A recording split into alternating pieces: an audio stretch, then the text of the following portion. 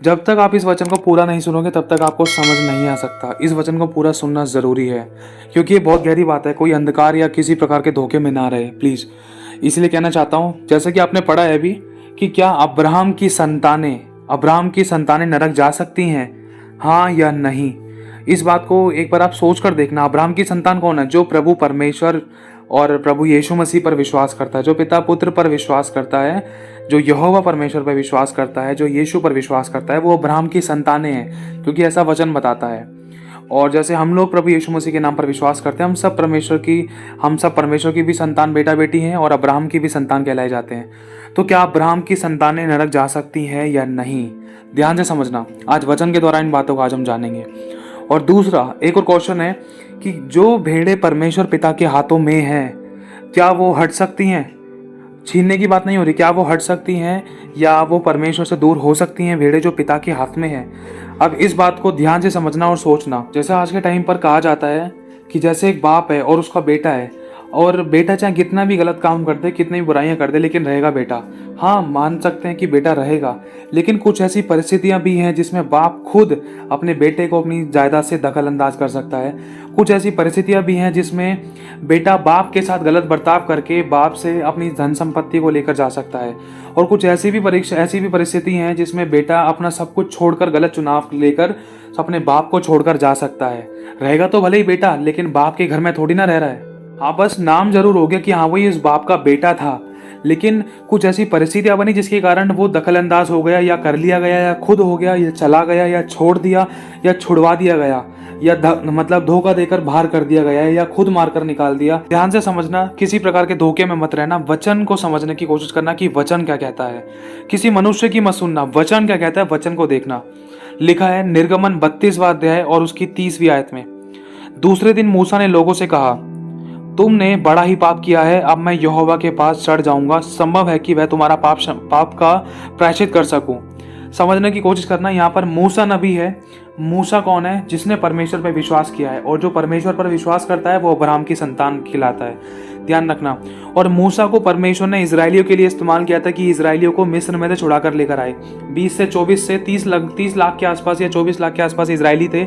उनको जब मूसा के द्वारा परमेश्वर इजराइलियों को मिस्र में से निकाल कर लेकर आया, तो उनका विश्वास भी एक ये हुआ कि हाँ भाई एक सच्चा परमेश्वर है, क्योंकि परमेश्वर ने बड़े बड़े आश्चर्य कर्म किए थे। तो वो जान पाए कि हाँ भाई अब्राहम, इसहाक और याकूब का परमेश्वर है, ये सच्चा परमेश्वर है। और दूसरी तरफ परमेश्वर ने भी इजराइलियों को अपनी प्रजा का है, अपनी निज प्रजा का है, चुनाव वंशज का है, राजपदधारी का है, याजकों का समाज का है, और मतलब बहुत कुछ परमेश्वर ने अपनी प्रजा के बारे में कहा है। उसकी प्रजा कौन? वो इजराइली लोग। मूसा और मूसा के साथ के जो वो सारे लोग थे, वो याजक लोग थे, और जो मिस्र में से छुड़ा लिए गए थे वो सभी इजराइली। उन सभी को परमेश्वर ने अपनी प्रजा कहा है। और आज हम भी परमेश्वर की प्रजा हैं, क्योंकि हम उसके नाम पर विश्वास करते हैं। तो ध्यान से समझने की कोशिश करना। दूसरे दिन मूसा ने लोगों से कहा, तुमने बड़ा ही पाप किया है, अब मैं यहोवा के पास चढ़ जाऊंगा, संभव है कि मैं तुम्हारे पाप का प्रायश्चित कर सकूं। ये समय वो था जब इजरायली लोग मिस्र में से छुड़ा लिए गए थे, और उसके बाद जब उन्होंने एक सोने का बछड़ा तैयार किया, परमेश्वर को छोड़कर सोने के बछड़े के आगे दंडवत किया और सोने के बछड़े की ही पूजा अर्चना आराधना करने लगे। और उस समय जब वो नीचे आराधना कर रहे थे धरती पर, तो उस समय वो मूसा नबी पहाड़ पर परमेश्वर के पास समय बिता रहे थे। तो उस समय परमेश्वर ने मूसा नबी को कुछ नियम दिए थे। तो जैसे ही वो नीचे आ रहे थे, तो नीचे आते समय इन्होंने देखा कि यहाँ पर तो अरे इन्होंने क्या कर डाला। परमेश्वर ने मना किया कि मूर्ति पूजा मत करना, लेकिन तुमने मूर्ति बना डाली। तो उस समय हुआ क्या, जैसे ही इन्होंने मूर्ति बनाई, तो इस बात के लिए मूसा नबी ने कहा कि तुमने बड़ा ही पाप किया है। दूसरे दिन मूसा ने लोगों से कहा, तुमने बड़ा ही पाप किया है, अब मैं यहोवा के पास फिर से चढ़ जाऊंगा, संभव है कि मैं तुम्हारे पाप का प्रायश्चित कर सकूं। तब मूसा यहोवा के पास जाकर कहने लगा कि हाय हाय, उन लोगों ने सोने का देवता बनाकर बड़ा ही पाप किया है। तो अब तू उनका पाप क्षमा कर, नहीं तो अपनी लिखी हुई पुस्तक में से मेरा नाम काट दे। मतलब मूसा नबी अपने इजरायलियों के बिहाफ पर प्रायश्चित कर रहे हैं, पश्चाताप कर रहे हैं, माफ़ी मांग रहे हैं। इजरायलियों के बिहाफ पर जिन्होंने पूजा पाठ कर दिया था, जिन्होंने सोने का बछड़ा बनाया था, उनके बिहाफ पर मूसा नबी माफ़ी मांग रहे हैं कि हे मेरे परमेश्वर, देख उन इजरायलियों ने तो बहुत बड़ा पाप किया है तेरे विरुद्ध में, और उन्होंने सोने का बछड़ा बनाकर उसको पूजा है, उन्होंने ये किया है। प्रभु उनको क्षमा कर, और अगर ऐसा नहीं हो सकता तो प्रभु मेरा नाम अपने जीवन की पुस्तक में से, लिखी हुई पुस्तक में से काट दे, और उनका नाम मत काट, उनके बगैर तू मेरा नाम काट दे। तो यहाँ लिखा है तो भी अब तो उनका पाप क्षमा कर, नहीं तो अपनी लिखी हुई पुस्तक में से मेरा नाम काट दे। मतलब मूसा नबी परमेश्वर यहोवा से कह रहे हैं। तो आगे लिखा है यहोवा ने मूसा से कहा, जिसने मेरे विरुद्ध पाप किया है उसी का नाम मैं अपनी पुस्तक में से काट दूंगा। तो यहाँ पर परमेश्वर यहोवा ने साफ कह दिया, क्योंकि परमेश्वर सच्चा न्यायी है और पवित्रता के कारण महाप्रतापी है। और दूसरी जगह यह भी लिखा है कि पाप की मजदूरी तो मृत्यु है, मनुष्य खुद गलत चुनाव करके मजदूरी में मृत्यु को कमाता है। तो अब यहाँ पर साफ लिखा है 33वीं आयत में, यहोवा ने मूसा से कह दिया, जिसने मेरे विरुद्ध पाप किया है ना मूसा, मैं सिर्फ उसी का नाम अपनी लिखी हुई पुस्तक में से काट दूंगा। अब तो तू जाकर उन लोगों को उस स्थान में ले चल जिसकी चर्चा मैंने तुझसे की थी। देख, मेरा दूत तेरे आगे आगे चलेगा, परंतु जिस दिन मैं दंड देने लगूंगा उस दिन इनको इस पाप का भी दंड दूंगा। मतलब परमेश्वर ने साफ कह दिया, भाई जो इन्होंने पाप किया है ना, इस पाप का भी दंड दूंगा। दंड क्या था? परमेश्वर ने साफ कह दिया 33वीं आयत में कि यहोवा ने मूसा से कहा, जिसने मेरे विरुद्ध पाप किया है उसी का नाम मैं अपनी लिखी हुई पुस्तक में से काट दूंगा। और अगर एक वचन पढ़ना चाहे, लिखा है भजन संहिता 69 का 28 में, मतलब 69 का 28 में, कि उनका नाम जीवन की पुस्तक में से काटा जाए और धर्मियों के संग लिखा ना जाए। और अगर हम पढ़े प्रकाशित वाक्य 3 का 5 में लिखा है, जो जय पाए उसे इसी प्रकार श्वेत वस्त्र पहनाया जाएगा और मैं उसका नाम जीवन की पुस्तक में से किसी रीति से ना काटूंगा, पर उसका नाम अपने पिता और स्वर्गदूतों के सामने, उसके स्वर्गदूतों के सामने मान लूंगा। मतलब यहाँ पर प्रभु ने कह दिया, और मैं उसका नाम जीवन की पुस्तक में से किसी रीति से ना काटूंगा। मतलब काटा जा सकता है, काटा जा सकता है। इसीलिए तो निर्गमन के 32वां अध्याय और उसकी 33वीं आयत में परमेश्वर यहोवा ने साफ कह दिया मूसा से, जब मूसा पश्चाताप कर रहा था अपने लोगों के ब्याह पर, इजरायलियों के ब्याह पर, कि भाई जिसने मेरे विरुद्ध पाप किया है सिर्फ उसी का नाम मैं अपनी लिखी हुई पुस्तक में से काट दूंगा। और इस बात का कंफर्मेशन प्रकाशित वाक्य 3 का 5 में हो चुका है कि काटा जा सकता है। मतलब किसी रीति से ना काटूंगा। यहाँ पर लिखा है कि मैं उसका नाम जीवन की पुस्तक में से किसी रीति से ना काटूंगा, मतलब काटे जाने की संभावना भी बन सकती है। तो इसीलिए, और अगर पढ़ें इसका लिखा है, और समुद्र ने उन मरे हुओं को जो उसमें थे दे दिया, और मृत्यु और अधोलोक ने उन मरे हुओं को जो उसमें से दे दिया, और उनमें से हर एक के कामों के अनुसार उनका न्याय किया गया। और मृत्यु और अधोलोक भी आग की झील में डाले गए, और यह आग की झील दूसरी मृत्यु है। और जिस किसी का नाम जीवन की पुस्तक में लिखा हुआ ना मिला वह आग की झील में डाला गया।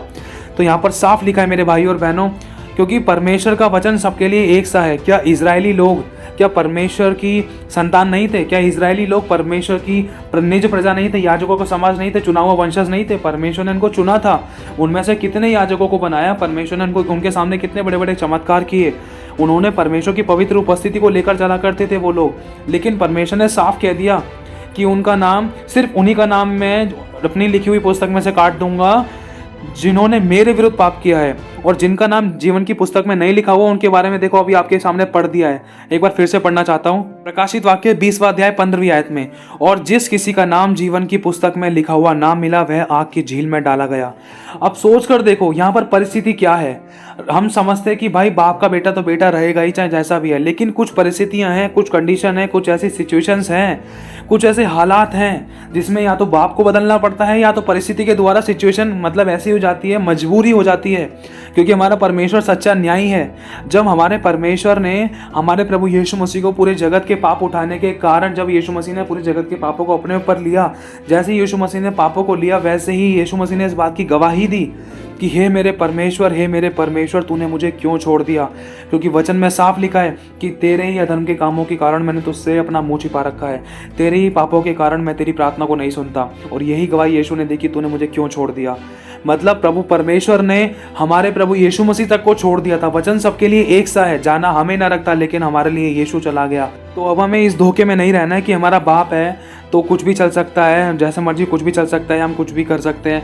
नहीं, इस धोखे में मत रहना, क्योंकि आगे वचन में लिखा है, क्योंकि सच्चाई की पहचान प्राप्त करने के बाद, इब्रानियों 10:26 में, क्योंकि सच्चाई की पहचान प्राप्त करने के बाद यदि हम जानबूझकर पाप करते रहें तो पापों के लिए फिर कोई बलिदान बाकी नहीं है। यहाँ पर चाहे बेटे का रिश्ता हो, चाहे बाप का रिश्ता हो, चाहे कोई भी परिवार हो, चाहे कोई भी रिलेशन हो, चाहे कोई दोस्त हो, चाहे कोई यार हो, चाहे कोई भी हो, यहाँ पर रिश्ते की बात नहीं हो रही है। यहाँ पर परिस्थिति ऐसी है, यहाँ पर एक न्याय के सच्चे रूल की बात हो रही है। जो इस रूल को, जो परमेश्वर की आज्ञाओं को फॉलो करेगा वो बचाया जाएगा। किसी के बाप में दम नहीं है कि कोई स्वर्ग का द्वार बंद कर दे, क्योंकि लिखा है जिस द्वार को मैंने खोला है उसे कोई बंद नहीं कर सकता, जिस द्वार को मैंने बंद करा है उसे कोई खोल नहीं सकता। मतलब प्रभु यीशु मसीह के हाथ में जो चाबी है, जो वो द्वार है खुद, और जो उसके पास जो अधिकार है बांधने और खोलने का, का, क्योंकि अधोलोक की और स्वर्ग की कुंजियां उसके कंधे पर रखी हुई हैं, उसके पास है। उन चाबियों को हमें किस तरीके से इस्तेमाल करना है, ये हमारी जुबान में है, ये हमारे जीवन में, हमारे आज्ञा पालन में है। अगर हम परमेश्वर की आज्ञाओं के अनुसार सही चल रहे हैं ना, तो परमेश्वर चाहकर भी स्वर्ग का दरवाजा हमारे लिए बंद नहीं कर सकता, क्योंकि वो अपने वचन से बंधा हुआ है। समझने की कोशिश करना, क्योंकि वचन गवाही देता है, पत्थर पत्थर चिल्ला उठेंगे। वचन में साफ लिखा है, पत्थर, ये मेज, कुर्सी, पलंग, रोटी, कपड़ा, मकान, ये सब चीजें, मिट्टी मिट्टी, कंकड़ कंकड़ तक गवाही देगा। वचन में साफ लिखा है कि पेड़ पौधे, मतलब चिल्ला चिल्ला कर ये पत्थर पत्थर चिल्ला उठेंगे। वचन में साफ लिखा है कि ये गवाही देते हैं। जब उदाहरण के तौर पर एक भाई है, वो परमेश्वर की सभी आज्ञाओं का पालन कर रहा है, तो परमेश्वर चाहकर भी, यीशु मसीह चाहकर भी उसके लिए स्वर्ग का दरवाजा बंद नहीं कर सकता। अगर ऐसा कर दिया तो वचन टूट गया, और हमारा वचन, हमारा परमेश्वर झूठा नहीं है। ध्यान रखना, अगर एक भी वचन झूठा पड़ गया तो पूरी बाइबल झूठी पड़ सकती है, और हमारा परमेश्वर झूठा नहीं हो सकता। इसीलिए एक एक वचन ताया हुआ है, समझने की कोशिश करना। लेकिन उस चाबी को सही दिशा में लगाना, उस चाबी को बंद ना, मतलब उस चाबी के द्वारा द्वार को बंद करना खोलना, ये हमारे हाथों में है। यीशु मसीह तो द्वार खोल सकता है, यीशु मसीह द्वार बंद कर सकता है, लेकिन वो हरकत करना, वो काम करना, द्वार खोलने वाले काम करना, द्वार को बंद करने वाले काम करना, ये हमारे हाथों में है।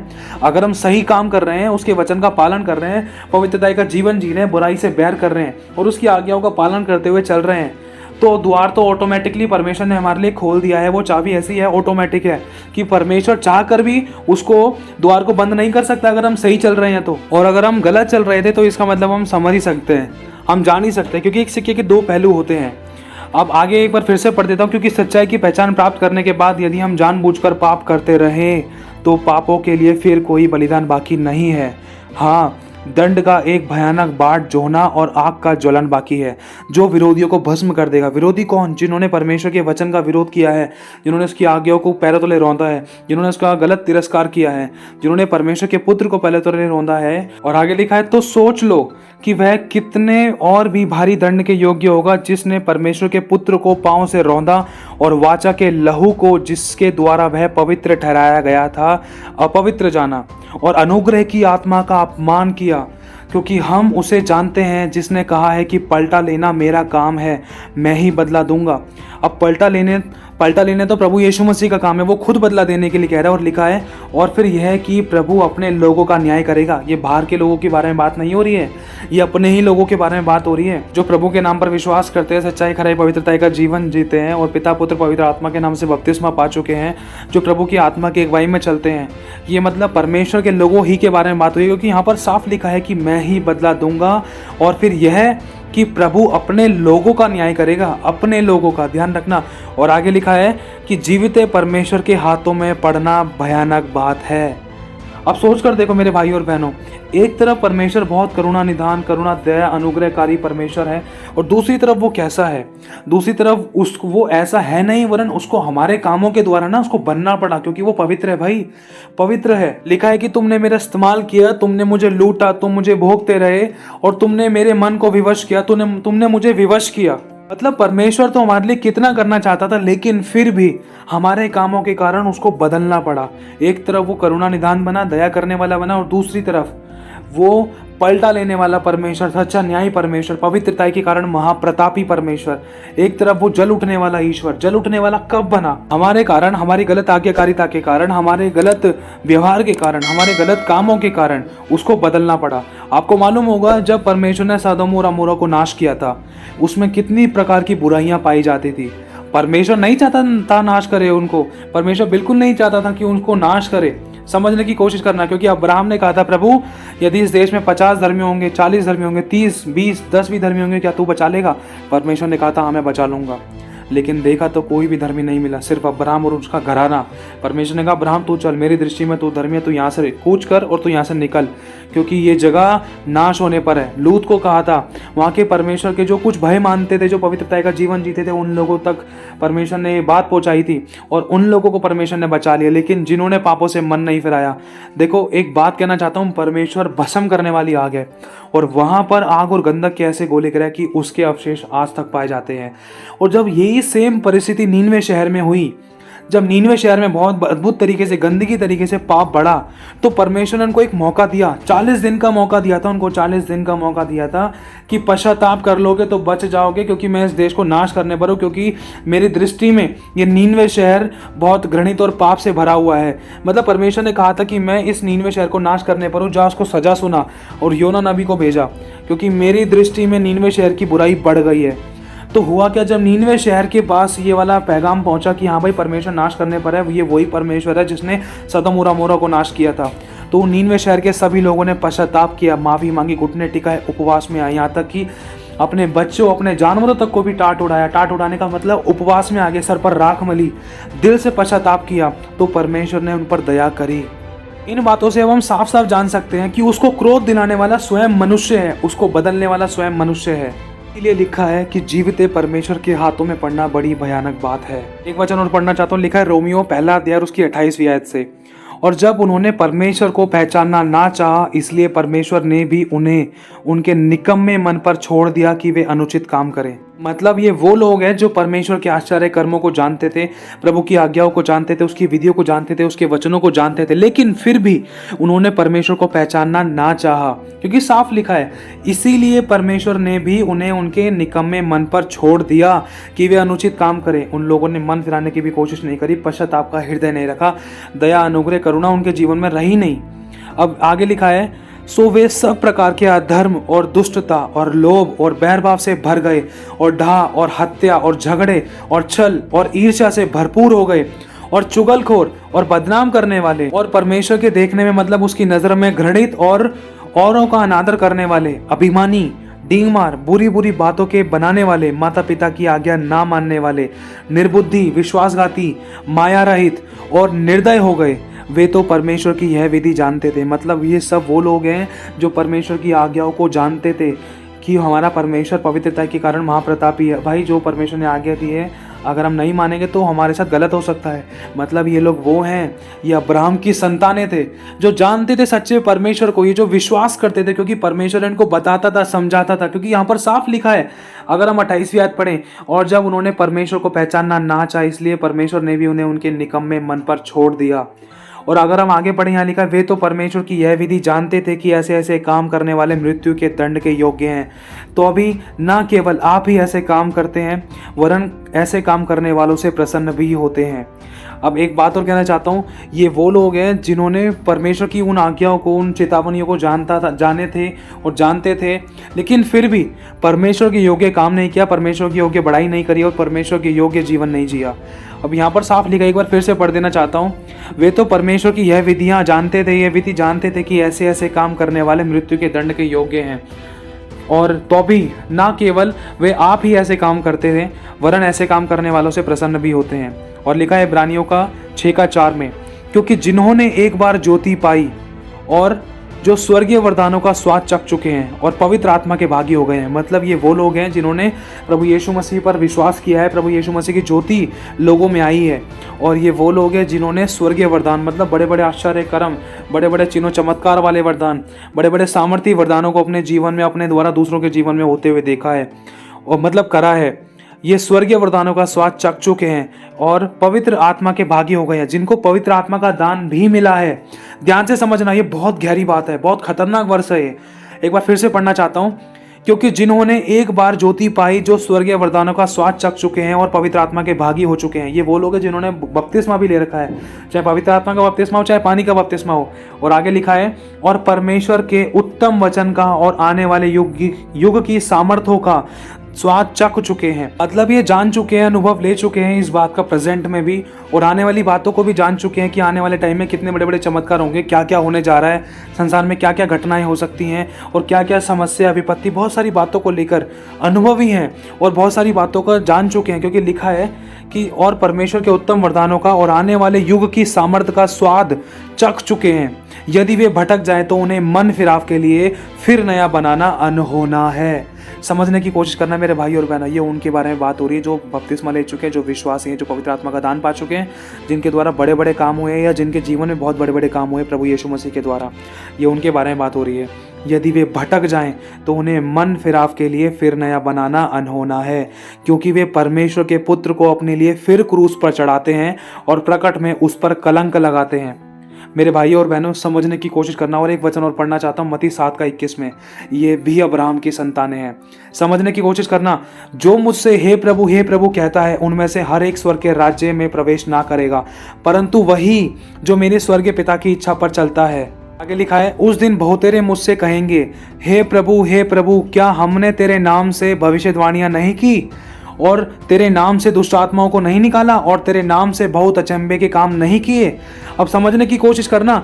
जब ये स्वयं कह रहे कि प्रभु हमने तेरे नाम से, मतलब ये लोग यीशु मसीह के नाम पर विश्वास करते थे और इन लोगों के जीवन में स्वर्गीय वरदानों का स्वाद था, स्वर्गीय वरदानों से भरे हुए थे और पवित्र आत्मा के भागी भी थे। और लेकिन इनके बारे में यीशु क्या कह रहा है? साफ लिखा है, उन दिन बहुतेरे मुझसे कहेंगे कि हे प्रभु, क्या हमने तेरे नाम से भविष्यवाणी नहीं की, और क्या तेरे नाम से दुष्ट आत्माओं को नहीं निकाला, क्या तेरे नाम से बहुत अचंभे के काम नहीं किए। अब यीशु मसीह यहाँ पर इनको उत्तर दे रहा है। लिखा है कि तब मैं उनसे खुलकर कह दूंगा कि मैं तुमको कभी नहीं जाना, हे कुकर्म करने वालों, मेरे पास से चले जाओ। अब मेरे भाई और बहनों, इस वचन से हम समझ सकते हैं कि ये किसके बारे में बोला है। आपको क्या लगता है कि प्रभु किससे कह रहा है? ये प्रभु उनसे कह रहा है जो अब्राहम की संतानें हैं, जो प्रभु के नाम पर विश्वास करते थे। अगर विश्वास नहीं करते होते तो ये प्रभु के नाम से आश्चर्य कर्म कैसे करते? क्योंकि इन लोगों ने खुद बोल दिया, यहाँ पर साफ लिखा है। मैं फिर से पढ़ देना चाहता हूँ ताकि आप लोग इस बात को गहराई से समझ पाओ। ये सच में अब्राहम की संतान रहे हैं। लिखा है, उस दिन बहुतेरे मुझसे कहेंगे, हे प्रभु, क्या हमने तेरे नाम से भविष्यवाणियां नहीं की, और तेरे नाम से दुष्ट आत्माओं को नहीं निकाला, और तेरे नाम से बहुत अचंभे के काम नहीं किए। मतलब ये मनुष्य, ये जो लोग हैं, ये साफ इसमें कह रहे हैं। इस वचन से हमें ये कंफर्म होता है, पता चलता है कि हाँ भाई, किसी के लिए स्टाफ नहीं चलता है, वचन सबके लिए एक सा है। न्यायालय के अंदर किसी की रिश्वत, किसी की घूसखोरी, किसी की बुद्धि, किसी की युक्ति नहीं चलेगी। वचन में साफ लिखा है कि क्योंकि यहोवा के आगे ना किसी की बुद्धि चलती है, ना किसी की युक्ति चलती है। और न्याय के समय में किसी का कोई रिश्वत भी नहीं चलेगा, किसी का कोई रीजन भी नहीं चलेगा। क्योंकि ये मोमेंट कौन सा, एक बार समझने की कोशिश करना। साफ लिखा है, जो मुझसे हे प्रभु कहता है, उनमें से हर एक स्वर्ग के राज्य में प्रवेश ना करेगा, परंतु वही जो मेरे पिता की इच्छा के पर चलता है। उस दिन बहुतेरे मुझसे कहेंगे, हे प्रभु, क्या हमने तेरे नाम से भविष्यवाणियां नहीं की, और तेरे नाम से दुष्ट आत्माओं को नहीं निकाला, और तेरे नाम से बहुत अचंभे के काम नहीं किए। तब मैं उनसे खुलकर कह दूंगा कि मैंने तुमको कभी नहीं जाना, हे कुकर्म करने वालों, मेरे पास से चले जाओ। अब ये कौन से लोग हैं? अब आप सोच सकते हो, जो यीशु मसीह के नाम पर विश्वास करते थे, जिन्होंने बपतिस्मा लिया, जिन्होंने आश्चर्य कर्म किए हैं। लेकिन ये हमारे चाल चलन के ऊपर डिपेंड है, क्योंकि साफ लिखा है, पाप की मजदूरी तो मृत्यु है। और हमारे पास एक उदाहरण भी है, एसाव का उदाहरण है। एसाव ने बहुत दुखों के साथ, बहुत आंसुओं के साथ, बहुत रो कर मन फिराना चाहा, लेकिन फिर भी उसको मन फिराव के योग्य, मन फिराव का अवसर नहीं मिला। साफ लिखा है।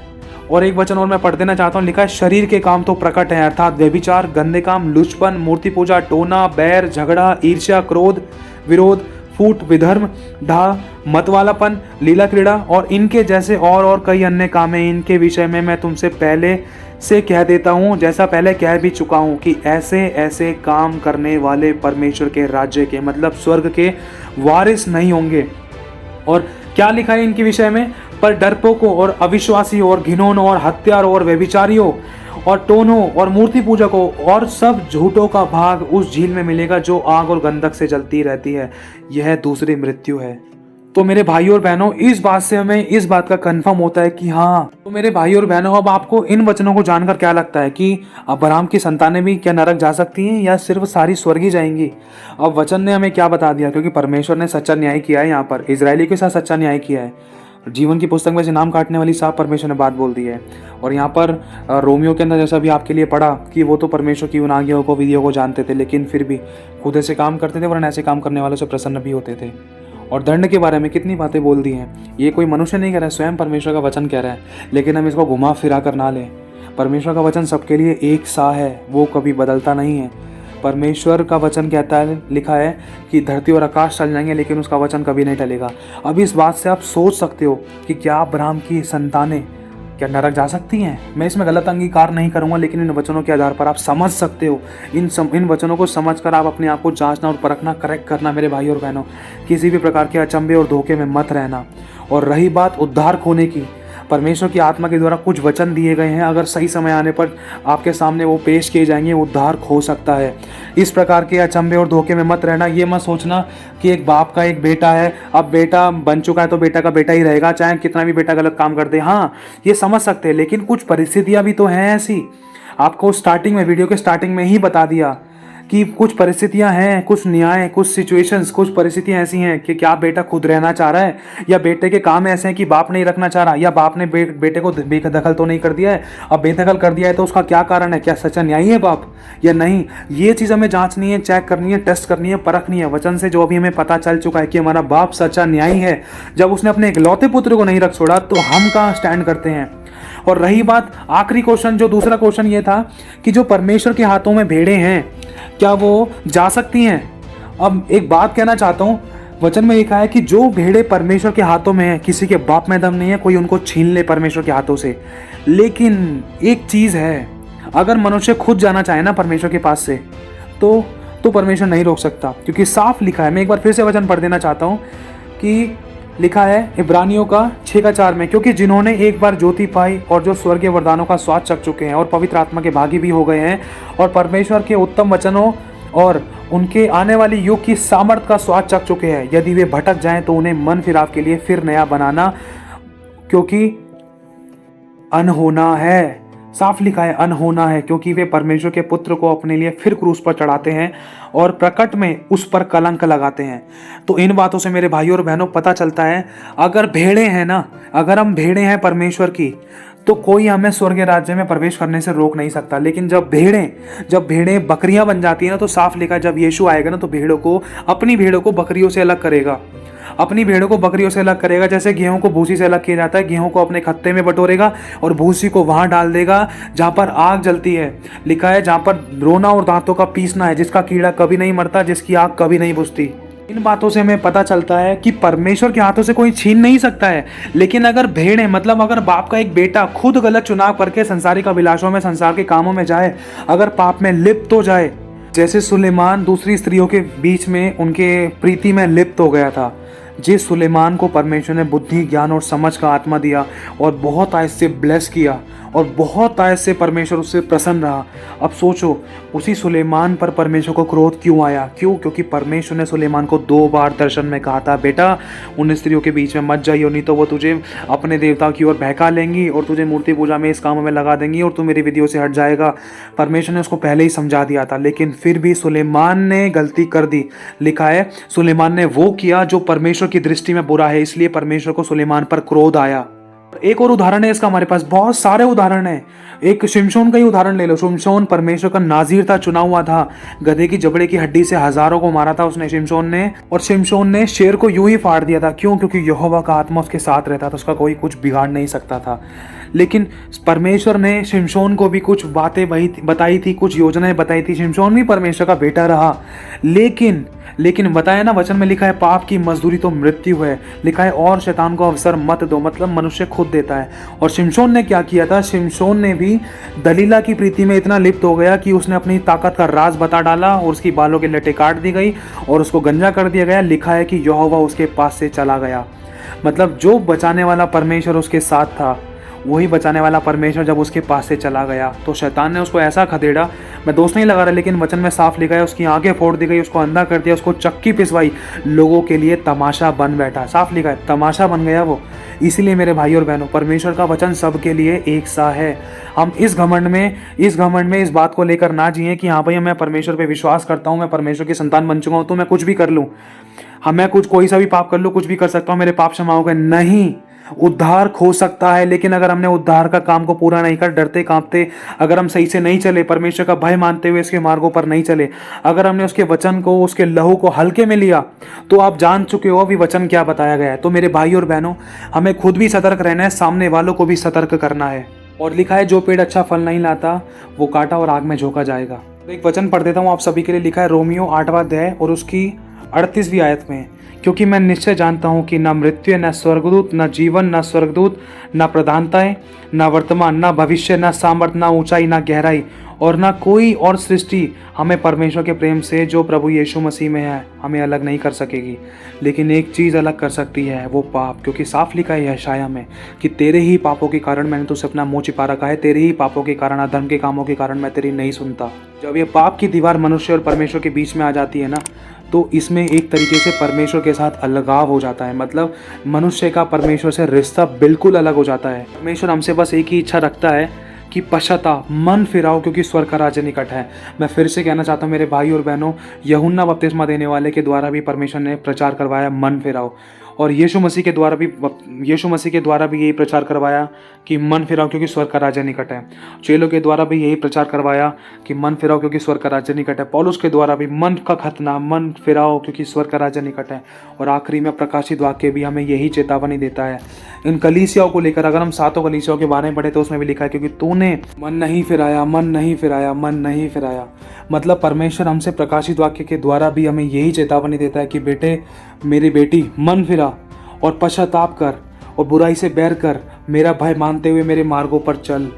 बस मेरे भाई और बहनों, इतना कहना चाहता हूँ कि अपने आप को हमें जांचना है और परखना है और अपने आप को प्रभु के ग्रहण योग्य बनाना है, तैयार करना है। हम में से कोई परफेक्ट नहीं है, लेकिन हम परफेक्ट बन सकते हैं अगर हम उसके वचन को गंभीर रूप से ले तो, और उसकी इच्छा को हम पूरा करें तो। कहते हैं ना, प्रभु तेरी इच्छा मेरी आदत बन जाए। तो उसी तरीके से मैं आपके लिए कुछ वचन आखिरी पढ़ देना चाहता हूँ। इफिसियों 2 अध्याय और 8वीं, 9वीं और 10वीं आयत में लिखा है कि क्योंकि विश्वास के द्वारा अनुग्रह ही से तुम्हारा उद्धार हुआ है, और यह तुम्हारी ओर से नहीं वरन परमेश्वर का दान है, और कर्मों के अनुसार नहीं है, कर्मों के कारण नहीं है, ऐसा ना हो कि कोई घमंड करे। मतलब परमेश्वर साफ कह रहा है कि हमें ये नहीं सोचना कि भाई मैंने बपतिस्मा ले लिया, पवित्र आत्मा का दान पा लिया, मैं चर्च जाता हूँ, विश्वास करता हूँ, तो मैं जैसे मर्जी जी सकता हूँ, अब तो मेरा पाप क्षमा हो गया, अब तो मैं कुछ भी कर सकता हूँ। नहीं, हमें पाप करने का लाइसेंस नहीं मिल गया है कि हाँ भाई हम पाप कर लिए और हम बच जाए। नहीं, वचन सबके लिए एक सा है। वचन में साफ लिखा है, खुदावन यहाँ पर साफ कह रहा है, ऐसा ना हो कि कोई घमंड करे, क्योंकि हम उसके बनाए हुए हैं और मसीह यीशु में उन लाभों, उन भले कामों के लिए सर्जे गए हैं जिन्हें परमेश्वर ने पहले से हमारे करने के लिए तैयार किया है। मतलब हमें जब पता चल गया कि हमारा उद्धार हो गया है, यीशु के नाम पर विश्वास कर लिया है, पिता पुत्र पवित्र आत्मा के नाम से बपतिस्मा ले लिया है, हमारा उद्धार हो गया है, लेकिन इस उद्धार में हमें बने रहना है। ये नहीं कि हम इस बात को लेकर घमंड करें कि हाँ भाई हमारा उद्धार हो गया, मैं तो बाप का बेटा बन गया हूँ, मैं तो परमेश्वर का बेटा बन गया हूँ, बेटी बन गई हूँ, तो मैं कुछ भी काम कर लो, मेरे पाप क्षमा हो गए, अब तो मैं जितने ही पाप कर लो, जितने मर्जी बियर बाहर जाऊँ, फिर अपनी इच्छा के अनुसार जीऊँ। हमें फ्री विल नहीं मिली है मेरे भाई और बहनों, ध्यान रखना इन बात का। हमें उसके वचन से अपने आप को जांचना है और परखना है। हमें इन बातों को हल्के में नहीं लेना है। ये मत समझना कि उद्धार नहीं हो सकता। देखो, वचन के द्वारा साफ बता दिया है। और उद्धार के बारे में एक बार आपको बताना चाहता हूँ कि उद्धार क्या होता है। आने वाले टाइम पर इस बात के लिए वचन तैयार किया जाएगा, जैसा कि प्रभु की आत्मा अगुवाई करे। उद्धार का मतलब पहले हमें जानना होगा, उद्धार का मतलब होता क्या है। उद्धार होता है मुक्ति, मोक्ष, रक्षा, पापों से मुक्ति, और हम बचा लिए गए हैं तो मतलब हमारा उद्धार हो चुका है। अगर हम प्रभु यीशु के नाम से सेव हैं तो हमारा उद्धार हो चुका है। विश्वास किया है तो हमारा उद्धार हो चुका है, ध्यान रखना। और अनुग्रह ही से हमारा उद्धार हुआ है, मतलब ऑलरेडी जैसे ही हमने विश्वास किया वैसे ही हम पर अनुग्रह हो चुका है। हम पर अनुग्रह किया, हमें विश्वास करने का अनुग्रह मिला और हमें उद्धार का भी अनुग्रह मिला है। तो मेरे भाइयों और बहनों, इन बातों से हम जान सकते हैं। और उद्धार, मैं फिर से कहना चाहता हूँ, उद्धार दूर हो सकता है, खो सकता है, रुक सकता है, छिन सकता है। इसलिए मेरे भाइयों और बहनों, हमें डरते हुए, कांपते हुए, थरथराते हुए वो दौड़ दौड़नी जिसमें हम सब इनाम पाएं, वो भी प्रभु से इनाम पाएं। वो इनाम क्या है? वो जीवन का मुकुट। लिखा है, एक तरफ ये भी लिखा है कि सावधान कि कोई तेरा मुकुट छीन ना ले। मतलब छीना भी जा सकता है हमारे कामों के, हमारे गलत कामों के द्वारा। तो इसीलिए मेरे भाई और बहनों, प्रभु ने सारी बातें बता दी हैं और खुदावंत का वचन सबके लिए एक सा है।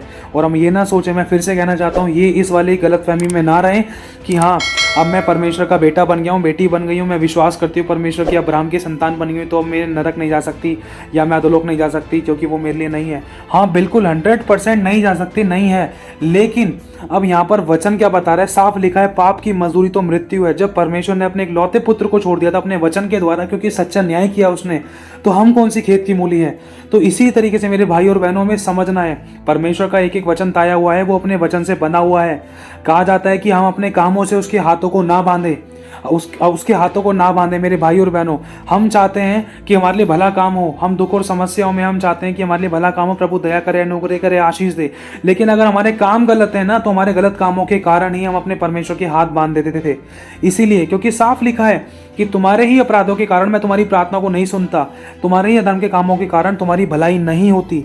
मेरे भाई और बहनों, इसीलिए हमें सावधानी बरतनी है और अपने उद्धार के काम को डरते, कांपते और थरथराते हुए पूरा करना है कि कोई हमारा मुकुट छीन ना ले। तो बस आखिरी में इतना कहना चाहता हूँ कि इस पल तक भी जो भी गलतियां, पाप, गुनाह, अपराध हो भी गए हैं, तो अपने हृदय में ना पश्चाताप जरूर रखना। अगर पश्चाताप है ना, तो परमेश्वर माफ करने के लिए तैयार है। लेकिन जिस दिन पश्चाताप अंदर से हट गया, हमेशा के लिए खत्म हो गया ना, तो परमेश्वर फिर बचाएगा कैसे?